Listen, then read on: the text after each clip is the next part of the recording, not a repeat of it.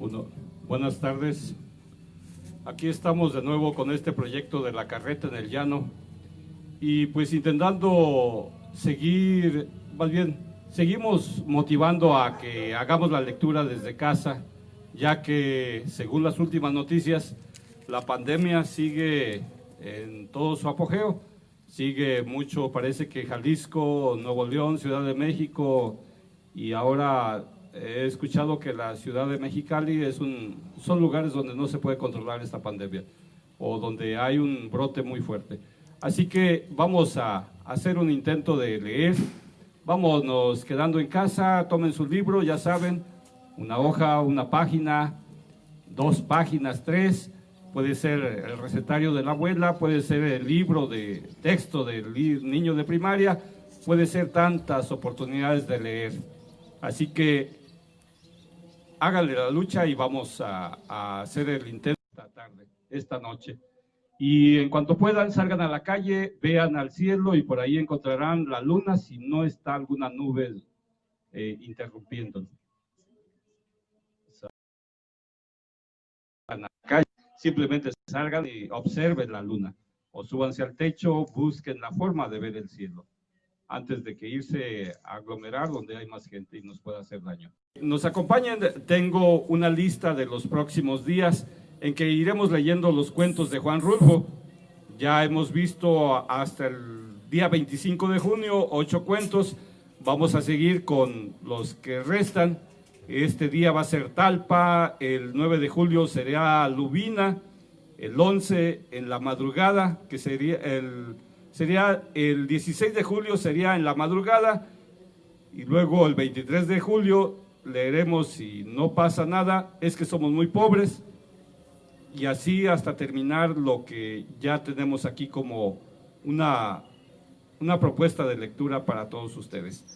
Así que los invitamos a que nos acompañen en esta lectura. Vamos a iniciar en este momento y ojalá que les guste y les atraiga leer en casa. En estos momentos que se necesita, hay que hacerlo desde casa.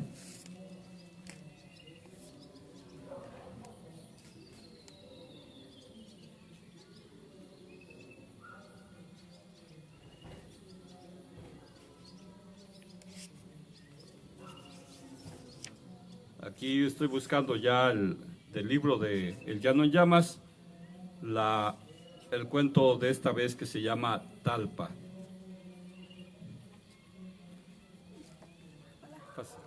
Ahí está Ceci, ahí la tiene.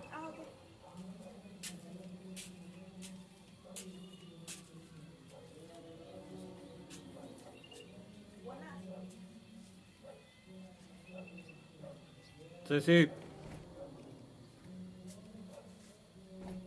tóquele si quiere.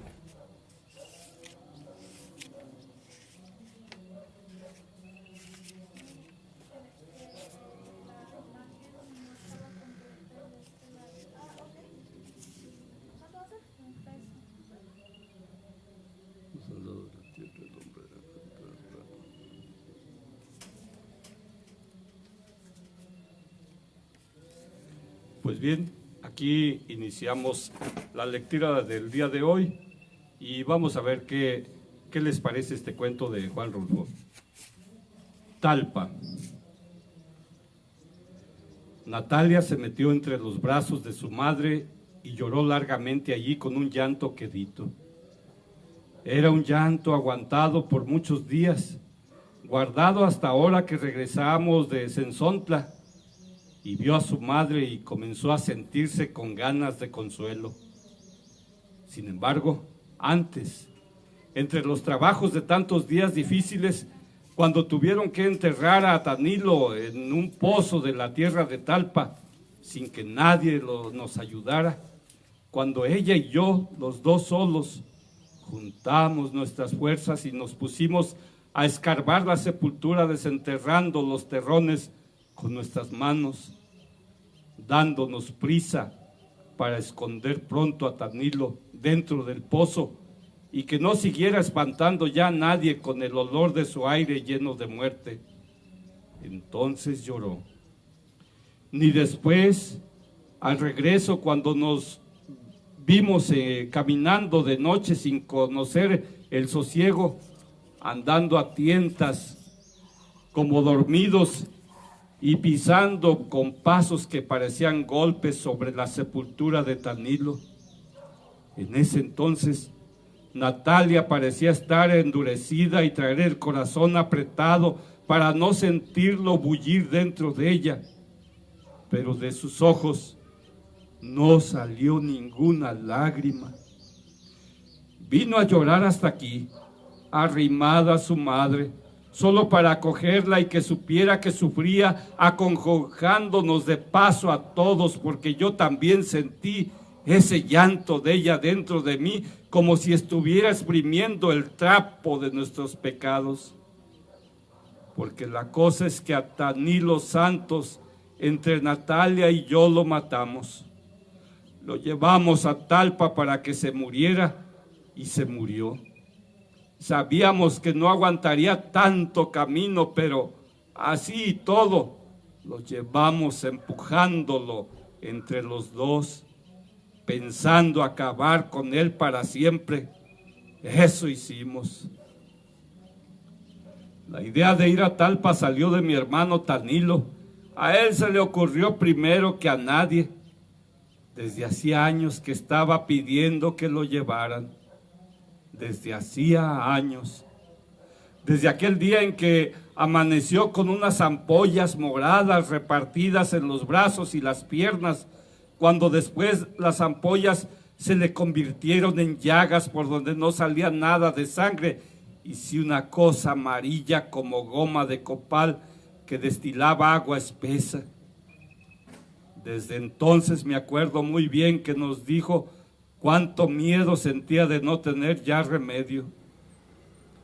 Para eso quería ir a ver a la Virgen de Talpa, para que ella con su mirada le curara sus llagas, aunque sabía que Talpa estaba lejos y que tendríamos que caminar mucho debajo del sol de los días y del frío de la noche de marzo. Así y todo quería ir. La Virgencita le daría el remedio para aliviarse de aquellas cosas que nunca se sacaban. Ella sabía hacer eso, lavar las cosas, ponerlo todo nuevo, de nueva cuenta, como un campo recién llovido. Ya allí, frente a ella, se acabarían sus males. Nada le dolería ni le volvería a doler más. Eso pensaba él. Y de eso nos agarramos Natalia y yo para llevarlo. Yo tenía que acompañar a Tanilo porque era mi hermano. Natalia tendría que ir también de todos modos porque era su mujer. Tenía que ayudarlo llevándolo del brazo, sopesándolo a la ida y tal vez a la vuelta sobre sus hombros, mientras él arrastrara su esperanza.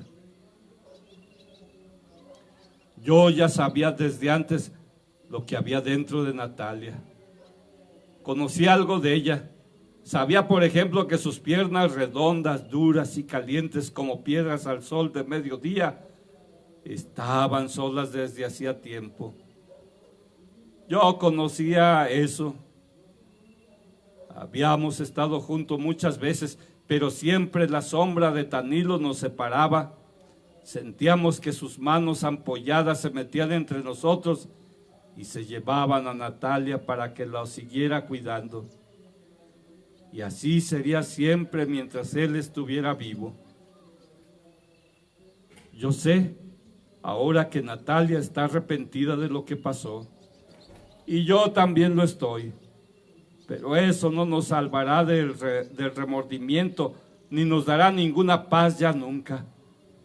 No podrá tranquilizarnos saber que Tanilo se hubiera muerto de todos modos, porque ya le tocaba, y que nada había servido ir a Talpa tan allá, tan lejos, pues casi es seguro de que se hubiera muerto igual aquí que allá, o quizá tantito después aquí que allá, porque todo lo que se mortificó por el camino, y la sangre que perdió de más, y el coraje y todas esas cosas juntas, fueron las que mataron lo mataron más pronto. Lo malo está en que Natalia y yo lo llevamos a empujones. Cuando él ya no quería seguir, cuando sintió que era inútil seguir y nos pidió que lo regresáramos, a estirones lo levantábamos del suelo para que siguiera caminando, diciéndole que ya no podíamos volver atrás. Está ya más cerca Talpa que Cenzontla, eso le decíamos. Pero entonces Talpa estaba todavía lejos, más allá, muchos días. Lo que queríamos era que se muriera. No está por demás decir que eso era lo que queríamos desde antes de salir de Cenzontla y que cada una de las noches que pasamos en el camino de Talpa es algo que no podemos entender ahora, pero entonces era lo que queríamos. Me acuerdo muy bien. Me acuerdo muy bien de esas noches. Primero nos alumbrábamos con ocotes, después dejábamos que la ceniza oscureciera la alumbrada y luego buscábamos, Natalia y yo, la sombra de algo para escondernos de la luz del cielo. Así nos arrimábamos a la soledad del cuerpo, fuera de los ojos de Tanilo y desaparecidos en la noche. Y la soledad aquella nos empujaba uno al otro. A mí me ponía entre los brazos y el cuerpo de Natalia, y a ella solo le servía de remedio. Sentía cómo se descansara, se olvidaba de todo, de muchas cosas, y luego que quedaba adormecida y con el cuerpo sumido en un gran alivio. Siempre sucedía que la tierra sobre la que dormíamos estaba caliente y la carne de Natalia, la esposa de mi hermano Tanilo, se calentaba enseguida con el calor de la tierra. Luego aquellos dos calores juntos quemaban y lo hacían a uno despertar de su sueño.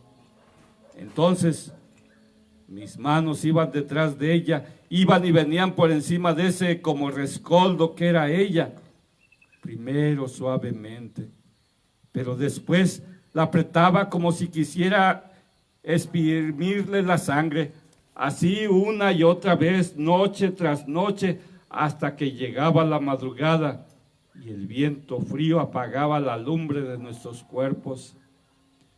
Eso hacíamos Natalia y yo a un lado del camino de Talpa, cuando llevamos a Tanilo para que la Virgen lo aliviara. Ahora todo ha pasado.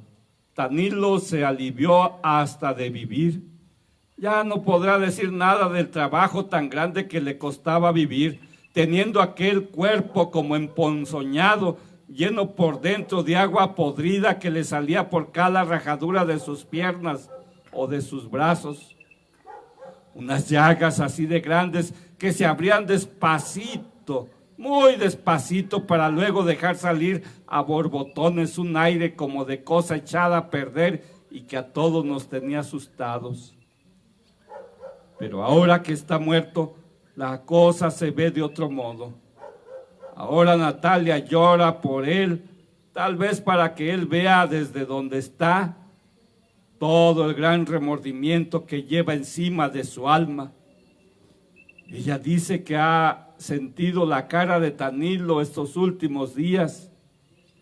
Era lo único que servía de él para ella, la cara de Tanilo, humedecida siempre por el sudor en que lo dejaba el esfuerzo para aguantar sus dolores. La sintió acercándose hasta su boca, escondiéndose entre sus cabellos y pidiéndole con una voz apenitas que lo ayudara. Dice que le dijo que ya se había curado por fin, que ya no le molestaba ningún dolor. Ya puedo estar contigo, Natalia, ayúdame a estar contigo. Dice que eso le dijo. Acabábamos de salir de Talpa, de dejarlo allí enterrado, bien hondo en aquel como surco profundo que hicimos para sepultarlo. Y Natalia se olvidó de mí desde entonces. Yo sé cómo le brillaban antes los ojos como si fueran charcos alumbrados por la luna, pero de pronto se destiñeron. Se le borró la mirada como si se le hubiera revolcado en la tierra y pareció no ver nada. Todo lo que existía para ella era tan hilo de ella, que ella había cuidado mientras estuvo vivo y lo había enterrado cuando tuvo que morirse. Tardamos 20 días en encontrar el camino real de Talpa. Hasta entonces habíamos venido los tres solos. Desde allí comenzamos a juntarnos con gente que salía de todas partes, que había desembocado como nosotros en aquel camino ancho, parecido a la corriente de un río, que nos hacían dar a rastras, empujados por todos lados como si nos llevaran amarrados con hebras de polvo, porque la tierra se levantaba con el bullir de la gente, un polvo blanco como tamo de maíz que subía muy alto y volvía a caer, pero los pies al caminar lo devolvía y lo hacía subir de nuevo. Así todas horas estaba aquel polvo por encima y debajo de nosotros, y arriba esta tierra estaba el cielo vacío, sin nubes, solo el polvo, pero el polvo no da ninguna sombra. Teníamos que esperar a la noche para descansar del sol y de aquella luz blanca del camino. Luego, los días fueron haciéndose más largos. Habíamos salido de Sensontla a mediados de febrero y ahora que comenzaba marzo amanecía muy pronto. Apenas si cerrábamos los ojos al oscurecer cuando nos volvía a despertar el sol, el mismo sol que parecía acabarse de poner hacía un rato.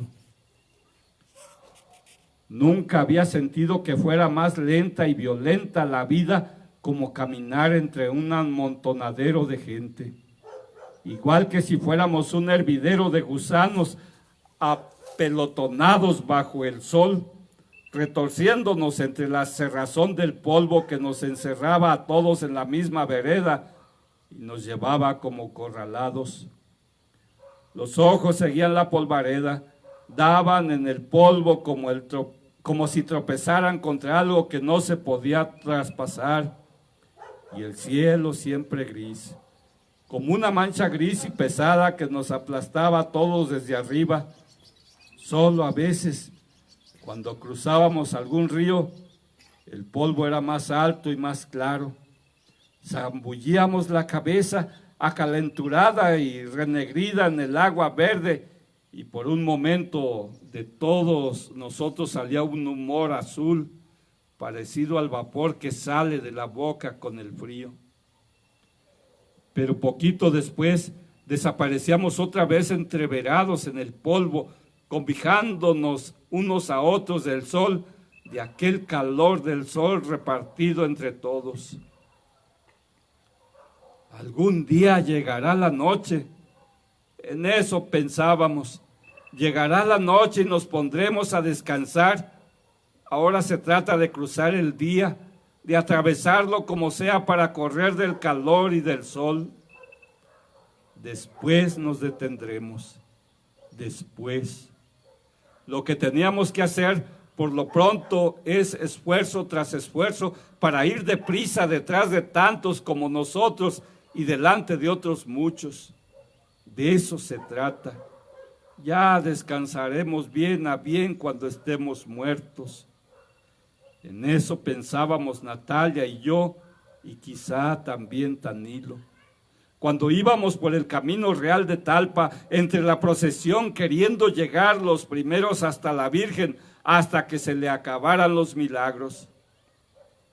Pero Tanilo comenzó a ponerse más malo. Llegó un rato en que ya no quería seguir, la carne de sus pies se habían reventado y por la reventazón aquella comenzó a salírsele la sangre. Lo cuidamos hasta que se puso bueno, pero así y todo, ya no quería seguir. Me quedaré aquí sentado un día o dos y luego me volveré a Sensontla. Eso nos dijo. Pero Natalia y yo no quisimos. Había algo dentro de nosotros que no nos dejaba sentir ninguna lástima por ningún Tanilo. Queríamos llegar con él a Talpa, porque a esas alturas, así como estaba, todavía le sobraba vida. Por eso, mientras Natalia le enjuagaba los pies con aguardiente para que se le deshincharan, le daba ánimos. Le decía que solo la Virgen de Talpa lo curaría. Ella era la única que podía hacer que él se aliviara para siempre. Ella nada más. Había otras muchas vírgenes, pero solo la de Talpa era la buena. Eso le decía Natalia. Y entonces Tanilo se ponía a llorar con lágrimas que hacían surco entre el sudor de su cara, y después se maldecía por haber sido malo. Natalia le limpiaba los chorretes de lágrimas con su rebozo, y entre ella y yo lo levantábamos del suelo para que caminara otro rato más antes que llegara la noche. Así, a tirones fue como llegamos con él a Talpa. Ya en los últimos días también nosotros nos sentíamos cansados. Natalia y yo sentíamos que se nos iba doblando el cuerpo entre más y más. Era como si algo nos detuviera y cargara un pesado bulto sobre nosotros. Tanilo se nos caía más seguido y teníamos que levantarlo y a veces llevarlo sobre los hombros. Tal vez de eso estamos como estamos, con el cuerpo flojo y lleno de flojera para caminar. Pero la gente que iba allí junto a nosotros nos hacía andar más a prisa. Por las noches, aquel mundo desbocado se calmaba. Desperdigadas por todas partes brillaban las fogatas y en derredor de la lumbre la gente de la peregrinación rezaba el rosario con los brazos en cruz mirando hacia el cielo de Talpa. Y se oía cómo el viento llevaba y traía aquel rumor, revolviéndolo hasta hacer de él un solo mugido. Poco después, todo se quedaba quieto. A eso de la medianoche podía oírse que alguien cantaba muy lejos de nosotros. Luego se cerraban los ojos, se esperaba sin dormir a que amaneciera. Entramos a Talpa cuando el alabado. Habíamos salido a mediados de febrero y llegamos a Talpa en los últimos días de marzo, cuando ya mucha gente venía de regreso. Todo se debió a que Tanilo se puso a hacer penitencia. En cuanto se vio rodeado de hombres que llevaban pencas de nopal colgadas como escapulario, él también pensó en llevar las suyas. Dio en amarrarse los pies unos con otros con las mangas de su camisa para que sus pasos se hicieran más desesperados. Después quiso llevar una corona de espinas.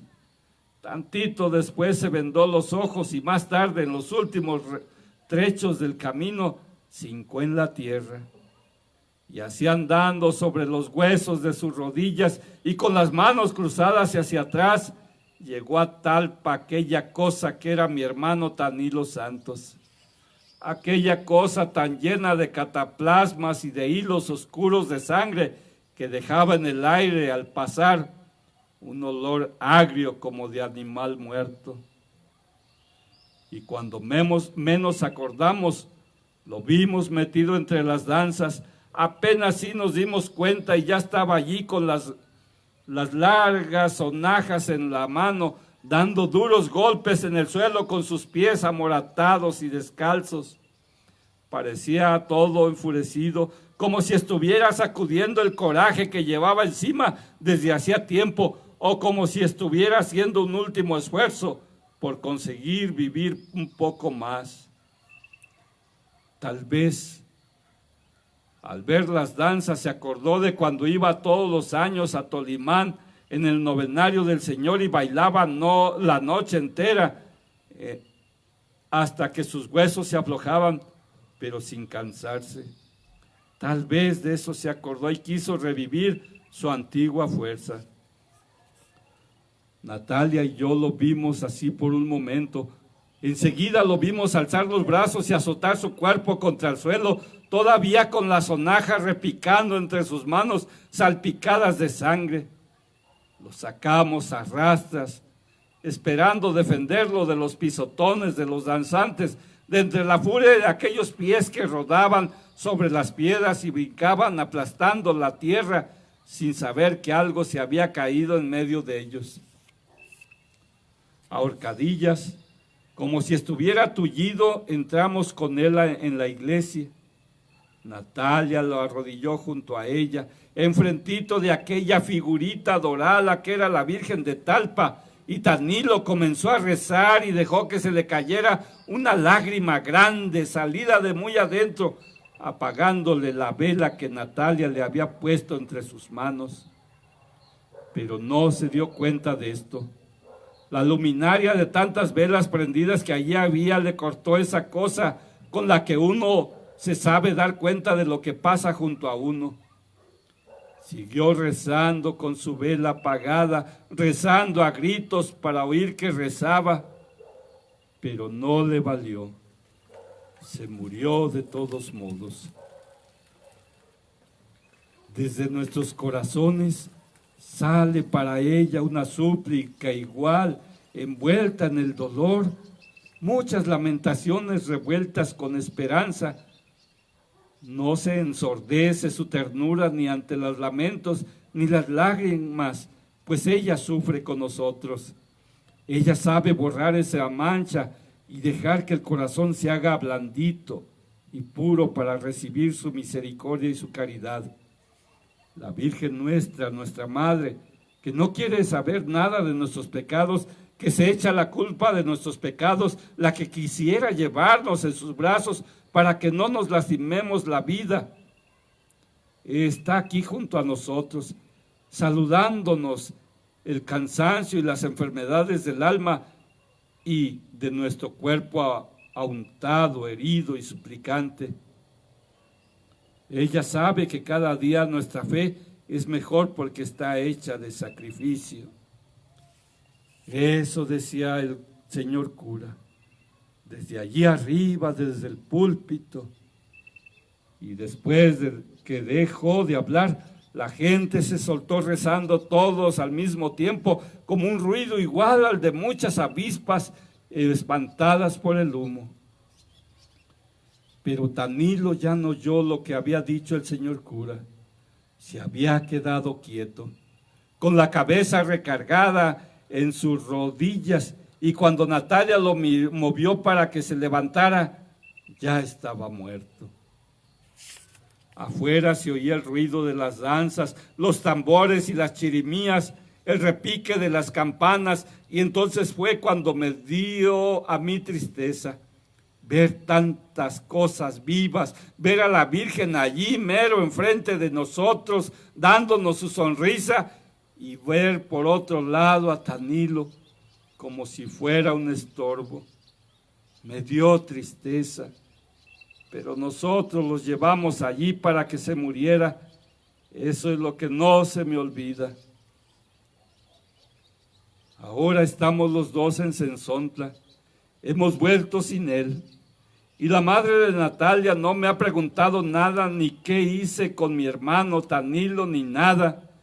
Natalia se ha puesto a llorar sobre sus hombros y le ha contado de esa manera todo lo que pasó.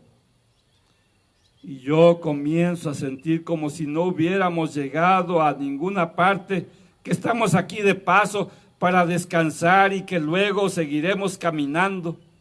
No sé para dónde, pero tendremos que seguir porque aquí estamos muy cerca del remordimiento y del recuerdo de Tanilo. Quizás hasta empecemos a tenernos miedo uno al otro. Esa cosa de no decirnos nada desde que salimos de Talpa, tal vez quiera decir eso.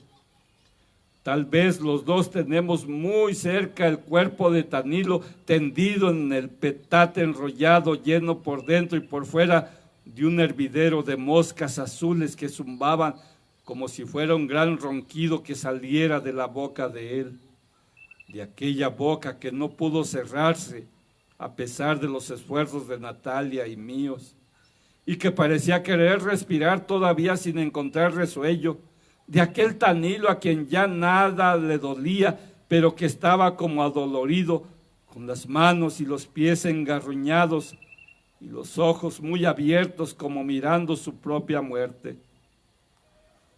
Y por aquí y por allá todas sus llagas goteando de una agua amarilla, llena de aquel olor que se derramaba por todos lados y se sentía en la boca como si se estuviera saboreando una miel espesa y amarga que se derretía en la sangre de uno a cada bocanada de aire. Es de eso de lo que quizá nos acordamos aquí más seguido, de aquel Tanilo que nosotros enterramos en el camposanto de Talpa, al que Natalia y yo echábamos tierra y piedras encima para que no lo fueran a desenterrar los animales del cerro. Este es pues el cuento de Juan Rulfo que se llama Talpa. Ojalá que les haya gustado. Espero que ustedes también, si tienen este libro del Llano en Llamas, lo lean cuando tengan un tiempecito o ahora que ha habido más tiempo que lo podamos leer. Y este es un proyecto de José Luis Santana en esto que hemos denominado La Carreta en el Llano, en coordinación con la Casa de la Cultura Juan Rulfo de aquí de Sayula y también en coordinación con la Secretaría de Cultura del Estado de Jalisco y con el apoyo del Ayuntamiento Municipal de Sayula. Les agradecemos pues su compañía desde donde estén. Hemos visto pues que no nada más aquí yo estoy leyendo solo, sino que a veces nos vemos en otros puntos. Gracias a las personas que han estado atentas a esta lectura y que también nos han acompañado esta vez. Buenas noches y salud para todos. Hay que seguirnos cuidando.